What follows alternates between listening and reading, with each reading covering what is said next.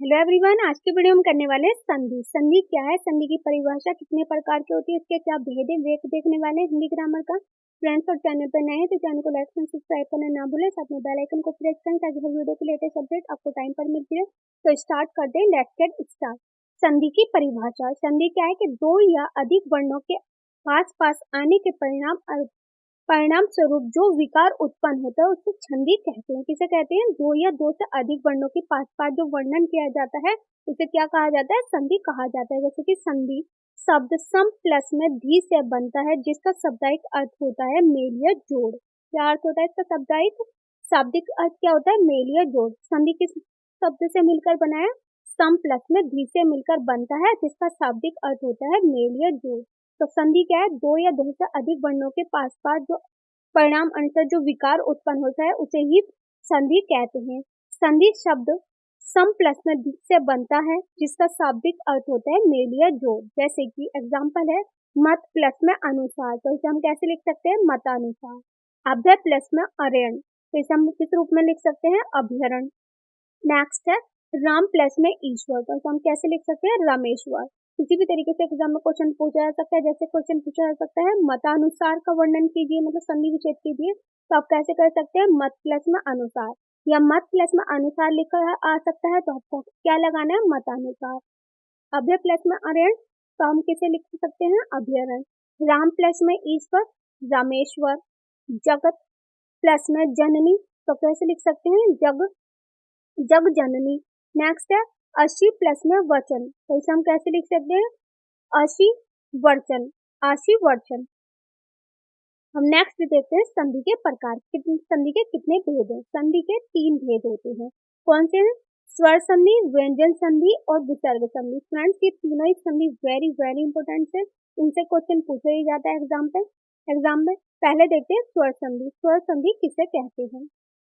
किसी भी स्वर के बाद स्वर आ जाए तो स्वर के उच्चारण और लेखन में जो परिवर्तन उत्पन्न होता है उसे स्वर संधि कहते हैं। किसे कहते हैं? स्वर के बाद जब स्वर आ जाए तो उसे क्या कहा जाता है? स्वर संधि कहा जाता है। जैसे कि इसके एग्जाम्पल है कीट प्लस में अणु, इसे हम कैसे लिख सकते हैं? कीटाणु। किसी भी रूप में क्वेश्चन पूछा जा सकता है, कीटाणु के रूप में भी क्वेश्चन पूछा जा सकता है, या इसके संधि विच्छेद भी पूछा जा सकता है। जैसे कीटाणु का संधि विच्छेद करें तो कैसे करेंगे आप? किट प्लस में आड़ू इजिकल टू कीटाणु। नयन प्लस में अभिराम इजिकल टू कैसे लिख सकते हैं? नयन राम, नयना विराम के रूप में। हरि प्लस में ईश, तो इजिकल टू कैसे लिख सकते हैं? हरी। हरि प्लस में ईश, हरीश। किसी भी रूप में क्वेश्चन पूछा जा सकता है। तो स्वर क्या है कि स्वर के बाद जब स्वर आ जाए, किसी स्वर के बाद स्वर आ जाए तो उसे स्वर के उच्चारण और लिखने में जो परिवर्तन होता है और उसे जो लिखने में परिवर्तन उत्पन्न होता है उसे क्या कहा जाता है? स्वर कहा जाता है, मतलब स्वर संधि कहा जाता है। जैसे कि लिख सकते हैं हम एग्जाम्पल के रूप में कीट प्लस में अणु कीटाणु, नयन प्लस में अभिराम नयन विराम, हरि प्लस में ईश हरीश। नेक्स्ट संधि के भी 5 भेद होते हैं। दीर्घ स्वर संधि। दीर्घ स्वर संधि कौन सी होती है? यदि किसी स्वर को उसके सजातीय स्वर के साथ जोड़ दिया जाता है, तो उसके सजातीय स्वर के अनुसार जोड़ दिया जाता है तो उसे क्या कहा जाता है? दीर्घ स्वर कहा जाता है। जैसे कि एग्जाम्पल है आ अपोन में आ प्लस में आ अपोन में आ, तो क्या मिलकर बनाता है? आ बनाता है। ई अपोन में ई प्लस में ई अपोन में ई मिलकर बनती है बड़ी ई। ऊ अपोन में ऊ प्लस में ऊ अपोन में ऊ मिलकर बनाता है डबल ऊ। राम प्लस में अयन मिलकर बनाता है रामायण। धर्म प्लस में अर्थ मतलब धर्मार्थ। तो यदि किसी स्वर को सजातीय स्वर के साथ जोड़ दिया जाता है, जैसे कि एग्जाम्पल में जोड़ा जा रहा है, सजातीय रूप में जोड़ा जा रहा है, तो उसे क्या कहा जाता है? दीर्घ स्वर कहा जाता है। नेक्स्ट है गुण स्वर संधि। गुण स्वर संधि कौन सी होती है? आ अपोन में आ प्लस में ई अपोन में ई बनाती है ए। क्या मिलकर बनाती है? ए। आ अपोन में आ प्लस में ऊ अपोन में ऊ इजिकल टू ओ। तो आ अपोन में आ प्लस में ऊ अपोन में ओ मिलकर बनाता है ओ। एग्जाम में क्वेश्चन पूछा जा सकता है कि आ अपोन में आ प्लस में ई अपोन में ई क्या मिलकर बनाती है? ए। आ अपोन में आ प्लस में ऋषि मिलकर बनाती है अरे। तो ऋषि का साइन क्या होता है? हलंत के रूप में। जैसे कि रा के नीचे क्या लिखा हुआ है? हलंत का साइन, मतलब ऋषि का साइन। नेक्स्ट वृद्धि स्वर संधि। वृद्धि स्वर संधि कौन सी होती है? जब आ आ स्वर के साथ ए स्वर मिलते हैं तो ए स्वर बनता है। जब आ स्वर के साथ ए स्वर मिलकर बनते हैं तो वो मिलकर क्या बनाते हैं? ए बनाते हैं। और आ एवं आ स्वर के साथ ओ और औ स्वर मिलते हैं तो क्या मिलकर बनाते हैं? औ स्वर बनाते हैं। इसे कौन सी संधि कहा जाता है? वृद्धि संधि को कहा जाता है। जैसे कि आ मिलकर बनाते हैं ए को और आ स्वर के साथ ओ औ मिलकर बनाते हैं औ और इसे वृद्धि संधि कहते हैं। जैसे कि एग्जाम्पल है इसके, आ अपॉन में आ प्लस में ए अपॉन में ए इजिकल टू क्या बना रहे हैं? ये ए बना रहे हैं। और आ अपॉन में आ प्लस में ओ अपॉन में ओ तो मिलकर क्या बना रहे हैं? औ। परम प्लस में ओजी परम परमोजी आ प्लस में ओ मिलकर क्या बनाते हैं? औ। जल जल प्लस में ओज मिलकर क्या बना रहे हैं? जलोद। जैसे कि आ प्लस में औ मिलकर बनाते हैं औ। तो ये कौन सी संधि होती है? वृद्धि संधि।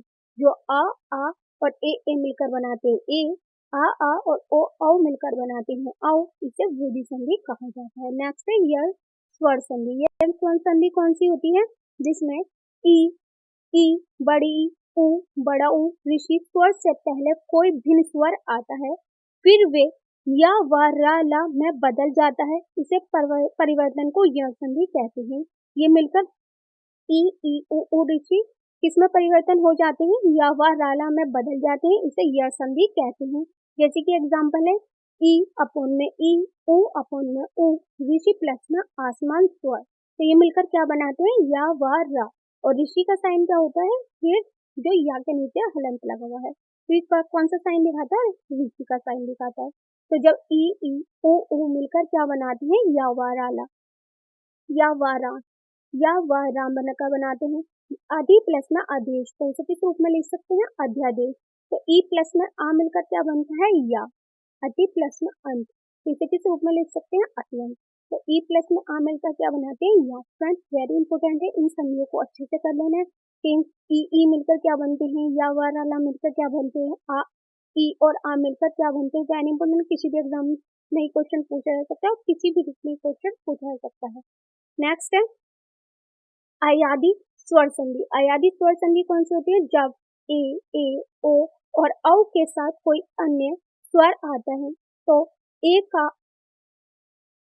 का क्या हो जाता है? आय, और ए का आय आय और ओ का अब और औ का आव बन जाता है। अयादी संधि कौन सी होती है?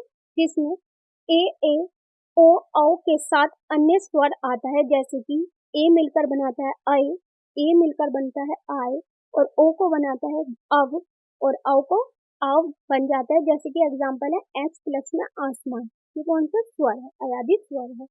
जैसे कि ए अपॉन में ए, ओ अपॉन में ओ प्लस में आसमान स्वर। जैसे कि ये मिलकर क्या बनाते हैं?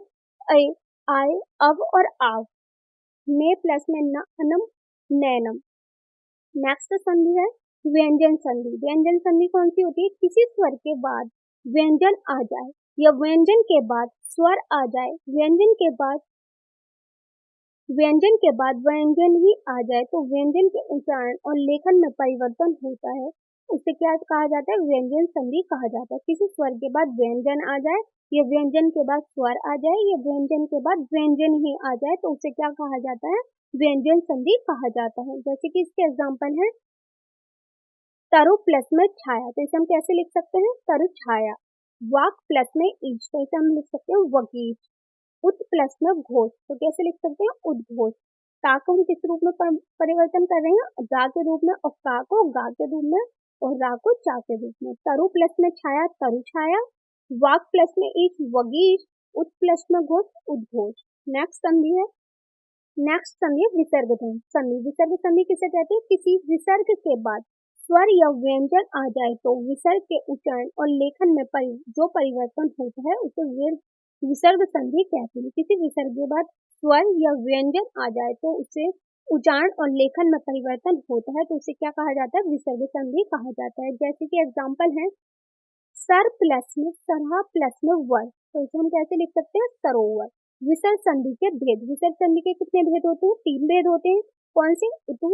उतु विसर्ग संधि, ऋतु विसर्ग संधि और सतुव विसर्ग संधि। संधि विच्छेद के उदाहरण, जिसके कुछ उदाहरण भी हैं उद्धत, उद्धत को हम संधि विच्छेद करें तो कैसे कर सकते हैं, उत प्लस में हत। दा को हम किस रूप में परिवर्तन कर रहे हैं, ता के रूप में, और ये कौन सी संधि है, व्यंजन संधि। उद्धत को हम कैसे लिख सकते हैं, उत प्लस में हत, ये व्यंजन संधि है। कंठोष्ठी को हम परिवर्तन कर सकते हैं संधि में, कंठ प्लस में ओष्ठ्य, ये पूर्ण संधि है। नेक्स्ट है अन्वय, अन्वय को किस रूप में संधि विच्छेद कर सकते हैं, अनु प्लस में अय, ये कौन सी संधि है, यह संधि। नेक्स्ट संधि है किंचित, किंचित को लिख सकते हैं हम किम प्लस में चित, जो किम का साइन है वो हम माँ के रूप में परिवर्तन करते हैं, किम प्लस में चित, ये कौन सी संधि है, व्यंजन संधि। घनानंद, घन प्लस में आनंद, ये कौन सी संधि हो गई, दीर्घ संधि। एक्के, एक प्लस में एक, वृद्धि संधि। अधिस्वर, अधि प्लस में ईश्वर, दीर्घ संधि है। नेक्स्ट है अभ्यगात, अभि प्लस में आगात, यह संधि है। उच्छ्वास, उच्छ्वास को हम लिख सकते हैं उत प्लस में श्वास, छा को हम किस रूप में परिवर्तन कर रहे हैं, ता के रूप में। उत प्लस में श्वास मतलब कि व्यंजन संधि है ये। जगधंधु, जगत प्लस में बंधु, व्यंजन संधि है। तपोवन, तप प्लस में वन, विसर्ग संधि है। अब्ज, अप प्लस में ज, व्यंजन संधि। दृष्टदांत, दृष्ट प्लस में अंत, दीर्घ संधि। दुर्बल, दुर्बल, दुर्बल को हम संधि विच्छेद करें तो कैसे कर सकते हैं, दुह प्लस में बल, विसर्ग संधि है। चाले, तत् प्लस में ले, व्यंजन संधि। तो इस वीडियो में हमने क्या सीखा कि संधि कितने प्रकार की होती है, कौन कौन सी संधि होती है, संधि के कितने भेद हैं, विसर्ग संधि कौन सी होती है, व्यंजन संधि कौन सी होती है, दीर्घ संधि, अयादि संधि, ये सब देखा फ्रेंड्स, वेरी इंपॉर्टेंट है। वीडियो पसंद आई तो वीडियो को लाइक एंड सब्सक्राइब करना ना भूलें, साथ में बेल आइकन को प्रेस करें ताकि हर वीडियो के लिए अपडेट आपको टाइम पर मिलती रहे। मेरी वीडियो कैसी लगी कमेंट बॉक्स में लिखकर जरूर बताना। इसकी पीडीएफ चाहिए तो आप मुझे कमेंट बॉक्स में लिखकर